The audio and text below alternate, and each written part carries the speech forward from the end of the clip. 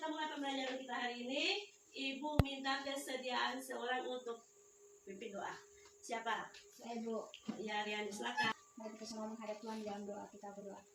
Terima kasih Tuhan, terima kasih buat berkat-Mu hari ini.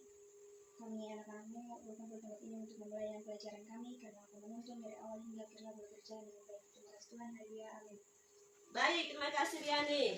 Jadi kita akan masuk dalam pembelajaran kita hari ini, tapi Ibu ingin mengecek kehadiran anak-anak. Ya, dari sini dari 8 siswa yang ada cuma 5. Artinya 3 yang tidak ada. Ibu langsung tahu kalau jumlah kalian anak-anak. Ingat ya, belajar disiplin dari saat ini. Ya, jangan mencontohi teman kalian yang tidak ada saat ini. Karena ingat, masa depan itu datang tidak sendiri, tidak juga dibantu oleh teman. Masing-masing kita yang menentukan masa depan kita sendiri. Ya, anak-anak, kita akan masuk dalam pembelajaran kita, tetapi sebagai anak-anak bangsa yang cinta tanah air, tentunya kita harus terus menumbuhkan rasa cinta tanah air. Untuk itu, Ibu mengajak kalian untuk kita sama-sama menyanyikan sebuah lagu kebangsaan, lagu dari Sabang sampai Merauke. Semua tahu? Tahu, Ibu. Kalau semua tahu, perhatikan dan bangkit berdiri ya. Kita berdiri, kita menyanyi dengan mengikuti iringi musik ini. Ya.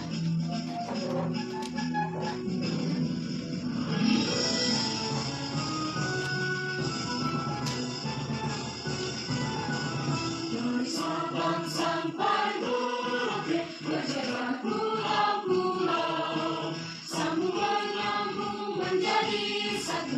Itulah Indonesia, Indonesia tanah airku. Aku berjanji padamu, menjunjung tanah airku, tanah airku Indonesia.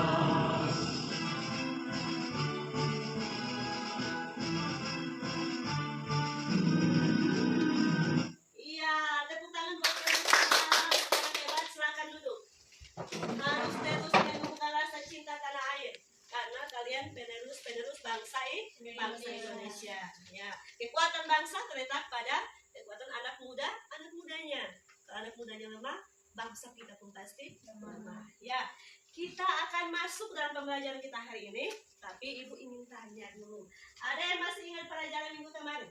Masih, Bu. Nah, Rian lagi. Ya, Rian nih. Tentang morfologi ikan, Bu. Minggu kemarin kita belajar tentang morfologi ikan. Yang lain? Ada yang mau menambahkan? Saya, Bu. Iya, sayang, silakan. Morfologi ikan adalah ciri atau karakteristik ikan.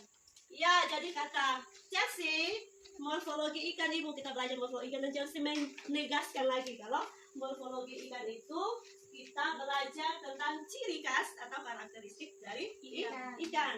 Tahu apa sih manfaatnya bagi kita sehingga kita perlu belajar tentang morfologi ikan? Kita bisa menambah pengetahuan, Bu. Menambah pengetahuan. Ada yang lain? Saat kita ingin melakukan usaha budidaya, kita harus mengetahui bagaimana ciri khas atau karakteristik setiap jenis ikan sehingga memudahkan kita dalam melakukan usaha budidaya.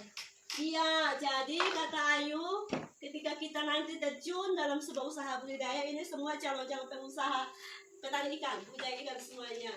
Ketika kita akan masuk dalam usaha budidaya dan kita akan membudidayakan sebuah komoditas ikan, salah satu jenis komoditas ikan, tentunya kita harus mengenal bagaimana ciri, bagaimana karakteristik dari komoditas yang akan kita budidayakan. Baik, kita kalian semua masih ingat dengan pelajaran minggu kemarin, dan hari ini kita akan masuk dalam pembelajaran kita. Hari ini kita akan belajar lanjutan dari pelajaran kemarin. Kita akan belajar tentang sistem pencernaan ikan. Sistem pencernaan ikan. Minggu kemarin kita belajar tentang ciri ikan dari bentuk keluarnya. Hari ini kita belajar tentang bentuk dalam organella dan bicara tentang sistem pencernaan ikan. Dengan kompetensi dasar kita baca bersama-sama ya. 1, 2, 3. Pengetahuannya kita akan menganalisis ikan berdasarkan sistem pencernaannya. Dan untuk keterampilannya kita mengklasifikasikan berdasarkan sistem pencernaannya. Ya. Lalu Lalu indikatornya, indikator pencapaian dari kompetensi dasar ini untuk pengetahuannya yang pertama menganalisis sistem pencernaan ikan, yang kedua merincikan alat dan kerja pencernaan ikan, yang ketiga menelaah mekanisme Pencernaan dan penerapan pencernaan ikan. dan keterampilannya membandingkan sistem pencernaan ikan dengan pencernaan ikan. Lalu tujuan dari pembelajaran kita hari ini ada 3 tujuan dari kompetensi dasar yang kita pelajari hari ini. Yang pertama, dengan mengkaji berbagai sumber belajar, anak-anak diharapkan mampu menganalisis sistem pencernaan ikan dengan cermat dan teliti. Yang kedua, melalui pengamatan video tentang pencernaan, anak-anak diharapkan mampu merinci tentang alat atau saluran dan kelenjar pencernaan ikan dengan benar. Lalu yang ketiga, melalui diskusi, anak-anak mampu menerapkan atau membandingkan tentang sistem pencernaan ikan dari beberapa jenis ikan. Baik, sampai di sini ada yang mau ditanyakan? Iya, Bu. Lanjut ya. Sekarang Ibu ingin tanya, anak-anak di sini siapa yang pernah membersihkan ikan? Saya, Bu. Yang pernah? Biasa di rumah bersihkan ikan.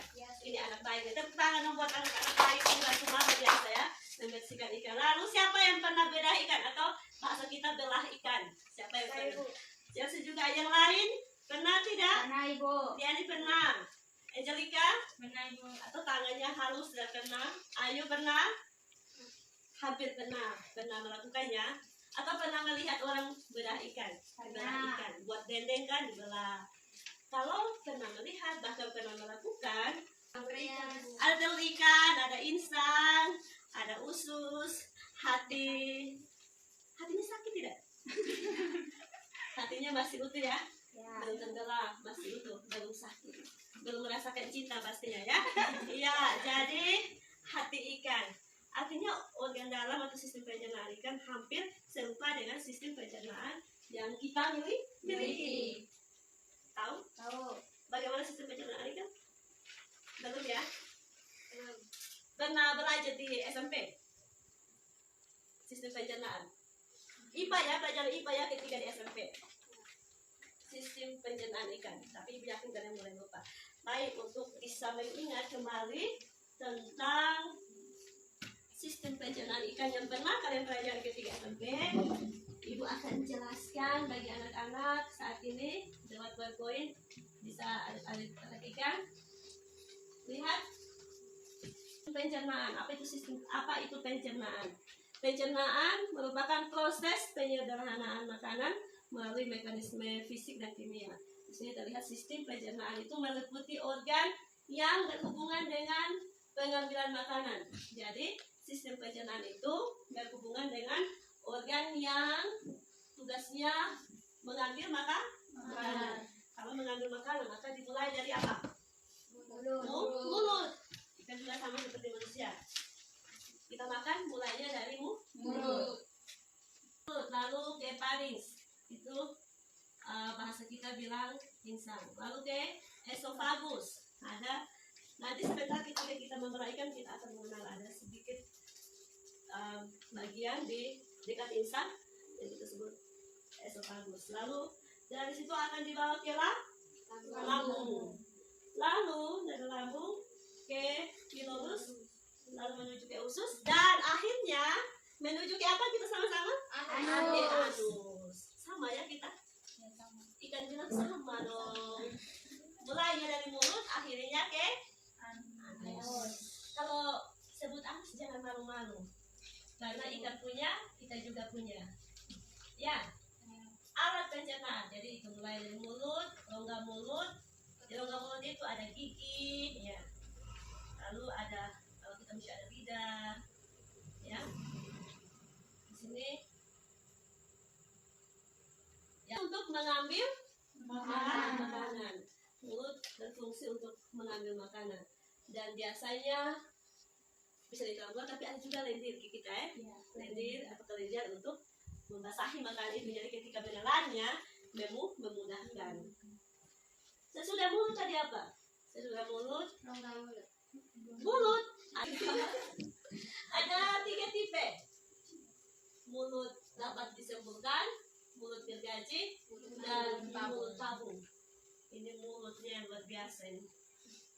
Jadi sebenarnya untuk tipe mulut ikan bisa berubah seperti ini karena tergantung dari kebiasaan makan juga. Ya, tergantung. Jadi kalau ikan yang biasanya makan segala, bentuk mulutnya pasti berbeda dengan ikan yang dia hanya pemakan sayur atau tumbuhan. Kalau pemakan tumbuhan namanya apa? Herbivora. Kalau pemakan segala, omnivora. Kalau pemakan daging, karnivora. Nama yang cantik, kalau anak-anak punya anak bisa namanya karnivora ya. Pemakan daging. Iya, bisa panggilnya nih, bisa panggil nih, bisa panggil Tanri, bisa panggil Fora. Dalam mulut ada gigi. Ya. Berdasarkan bentuknya, gigi adalah dapat dibedakan menjadi beberapa bentuk. Ada kadiform, piriform, ini namanya yang cantik semua. Saline, incisor, complypid, dan molariform. Gigi yang pendek itu kadiform. Jadi kalau lihat ada yang punya gigi panjang, sama juga seperti ikan. Jadi gigi ikan juga sama, ada yang panjang ke dalam, ada yang panjang keluar. Ini bentuk-bentuk gigi ikan. Bisa dilihat? Bentuk ikan yang panjang keluar, molariform, saline, lalu yang sembunyi di dalam juga ada. Ini organ pencernaan yang kedua, kita baca sama-sama, adalah apa? Farinks.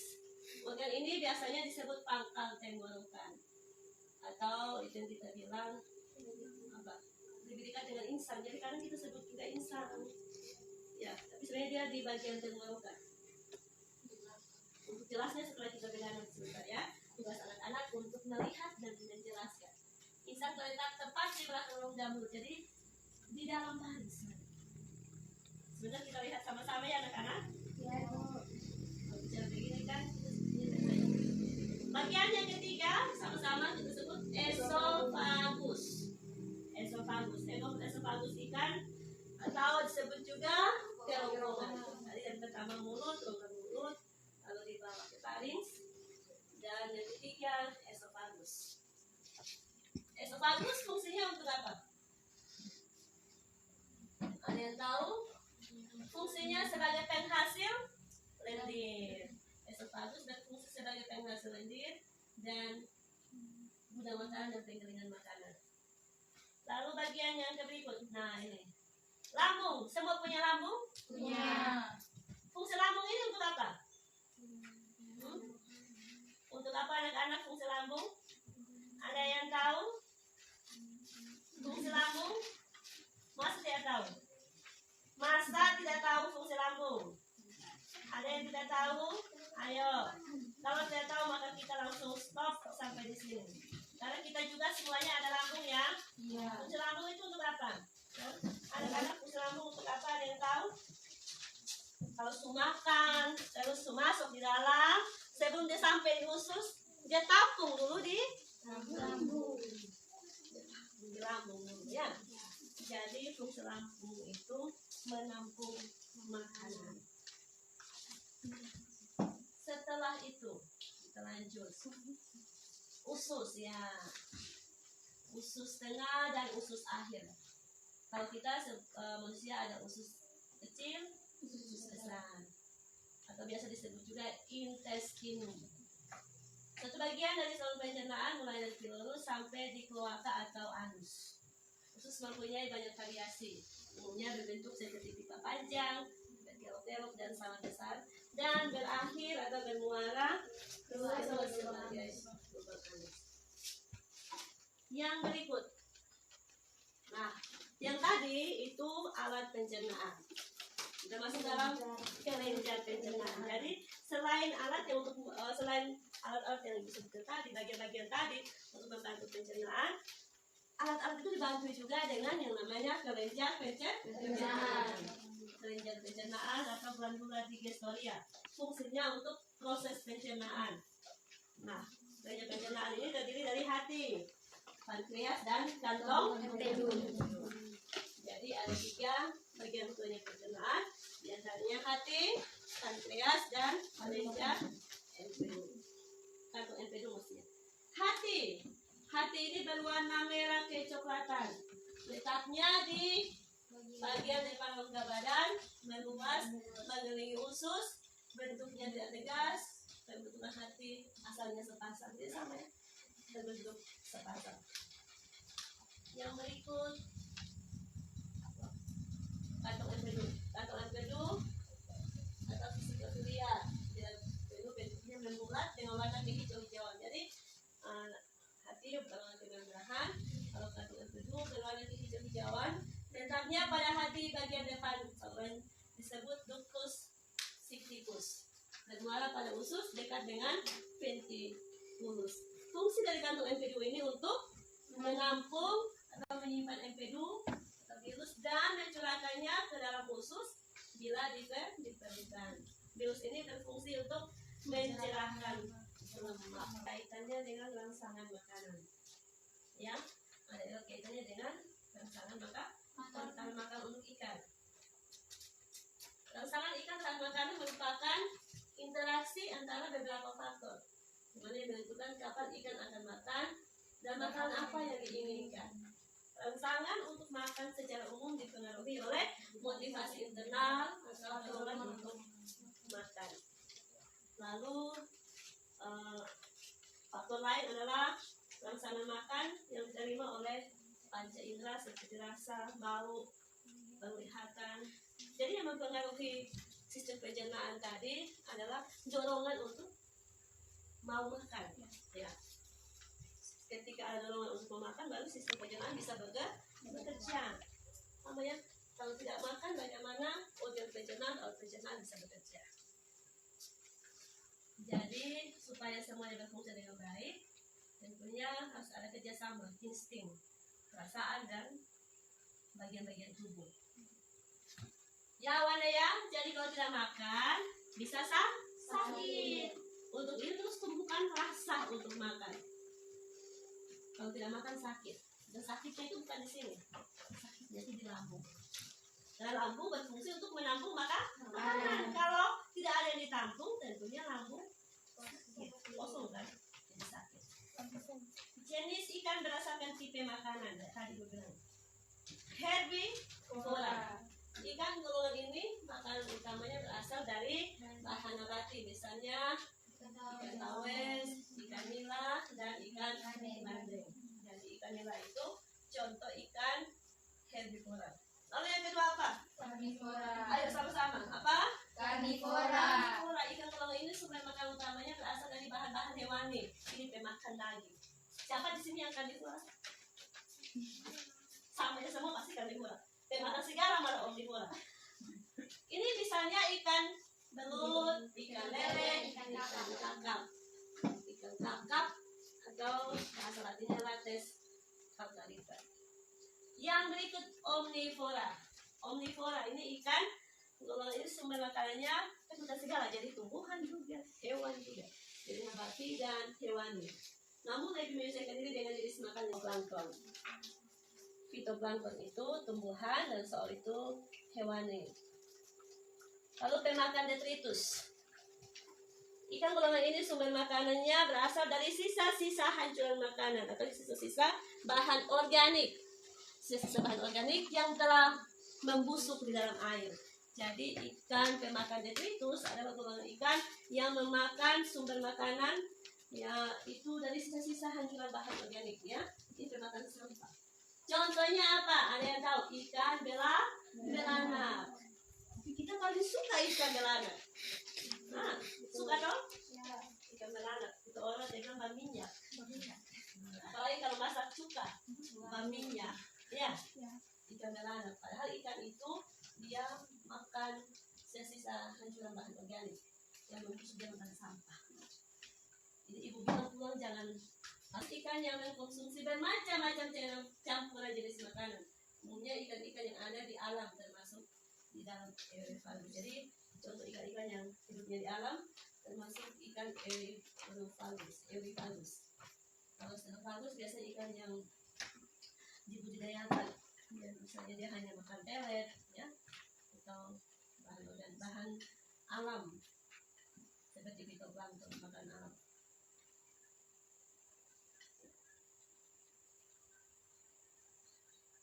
Baik, sampai di sini ada yang mau ditanyakan? Tidak? Kalau tidak, maka ibu akan bagi kalian dalam 2 kelompok. Kalian cuma 5 orang, jadi yang ini jangan merasa tidak adil ya. 2 lawan 3. Ya, kebetulan sudah duduknya seperti ini. Ibu bagi dalam 2 kelompok. Kita akan melakukan pengamatan, dan ini LKPD yang akan anak-anak isi dalam 2 kelompok. Riani dan Angelica, lalu Chelsea, Ayu dan Wanda 1 kelompok. Perhatikan LKPD-nya ya. Perhatikan LKPD-nya, ada pertanyaan-pertanyaan yang akan anak-anak isi. Sudah lihat LKPD-nya? Sudah. Lalu kalau sudah lihat, kita akan langsung ke lokasi di mana kita akan melakukan pengamatan. Kita akan melihat bagaimana sistem atau organ pencernaan dari ikan air tawar. Ada 2 jenis yang ibu ambil untuk kita amati saat ini, ikan nila dan ikan patin. Bisa anak-anak ikut ibu, kita pergi ke tempat melihat.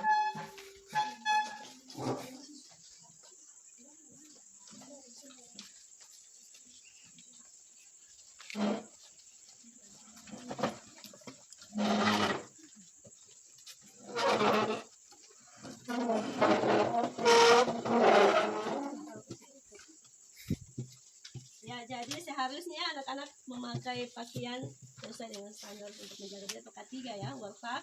Tetapi karena anak-anak masih kelas rendah, masih kelas 10, dan berhubung pakaiannya masih dipesan, sehingga anak-anak belum bisa pakai. Tetapi ibu sudah berjaga-jaga. Ini peralatan untuk kita pakai dalam proses pengamatan kita. Ini sarung tangan. Ini apa? Gunting. Akan disebut. Lalu penjepit ya. Lalu ini sama ya, bisa dibuka? Ya, bisa. Bisa buka? Ini ikan? Nila. Sebentar. Ibu siapkan dulu sarung tangan ibu.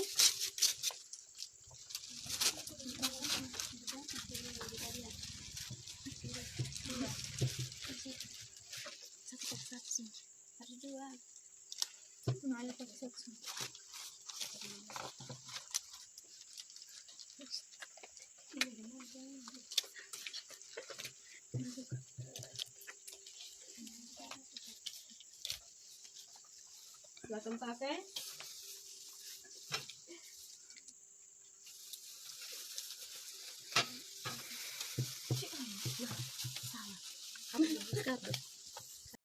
Apa yang sudah ibu jelaskan tadi untuk video bagaimana melakukan pembedahan hijab.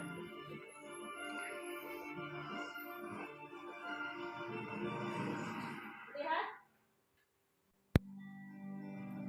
Oke, jadi kita akan membedah ikan. Yang pertama itu alatnya itu adalah tulisan. Sudah yang bagian salah satu ujungnya itu yang ada yang tumpul dan ada yang kucing.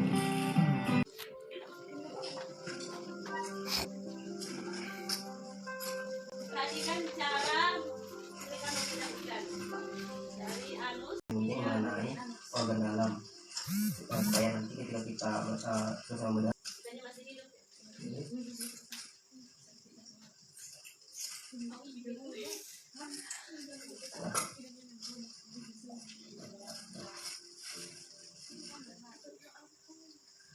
lalu kita akan ambil atau kita potong dari daerah ini supaya nanti bagian ininya tidak rusak. Oke, ingat yang bagian tumpul itu masuk ke bagian dalam ya.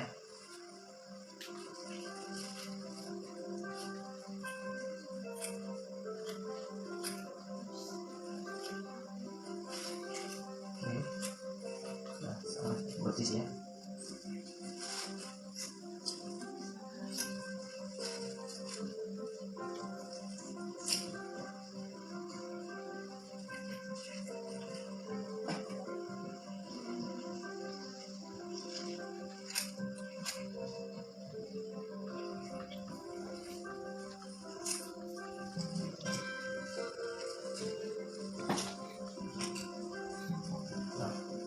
Jadi bagian dalamnya sudah nampak. Kita pisahkan.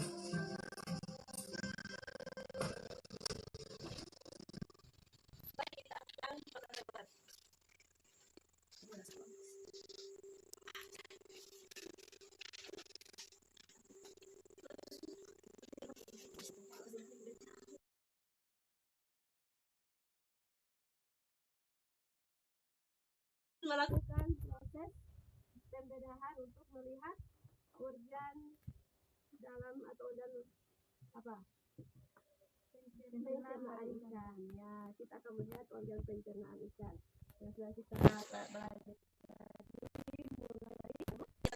ya. Lalu mulut dan kulitnya silahkan dan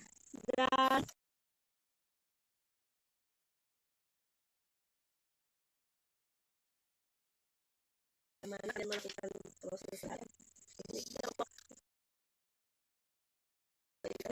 kita gimana? Berat hatinya,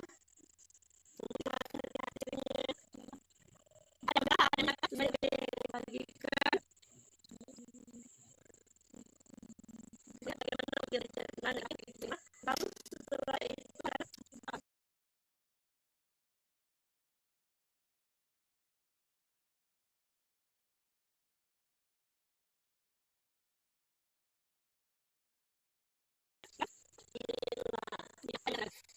setelah melihat dalam atau organisasi jenis ikan, mungkin mulutnya atau bentuk ususnya ikannya kecil.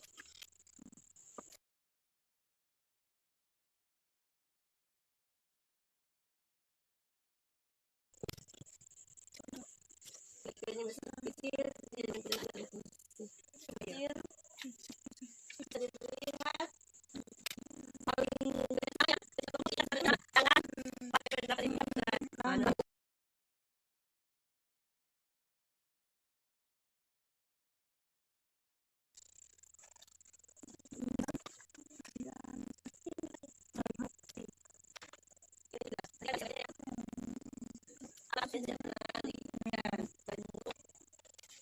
Terus buruk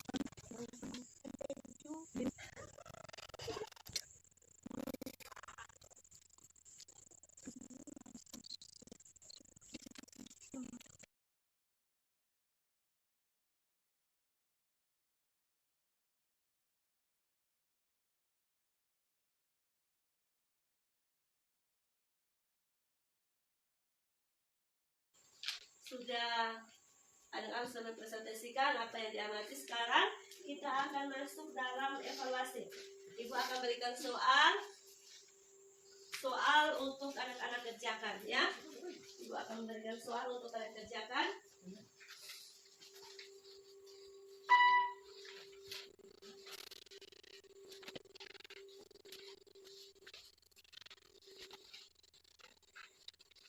Ya, hanya 5 nomor.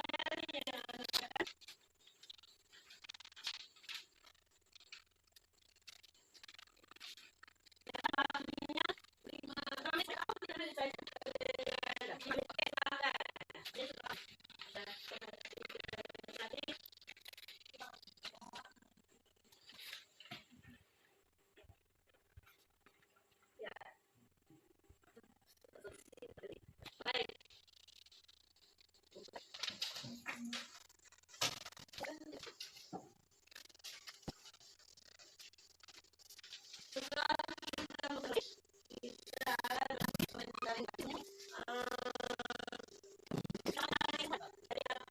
ya dari minta untuk memberikan tentang belajar biasa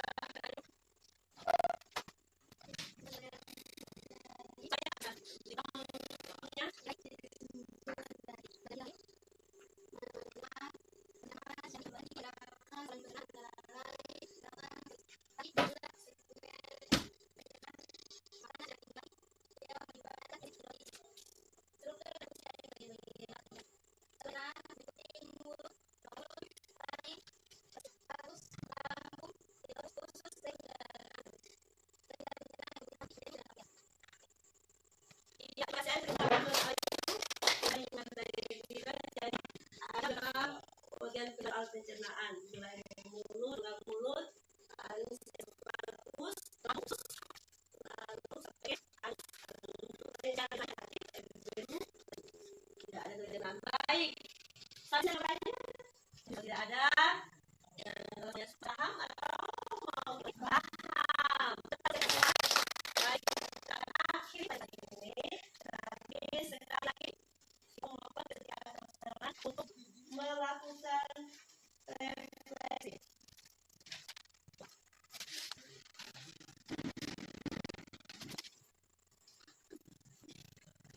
Refleksi dari apa yang kita berikan ini adalah penulis dan juga bukan apa penulis yang menulis jujur baik.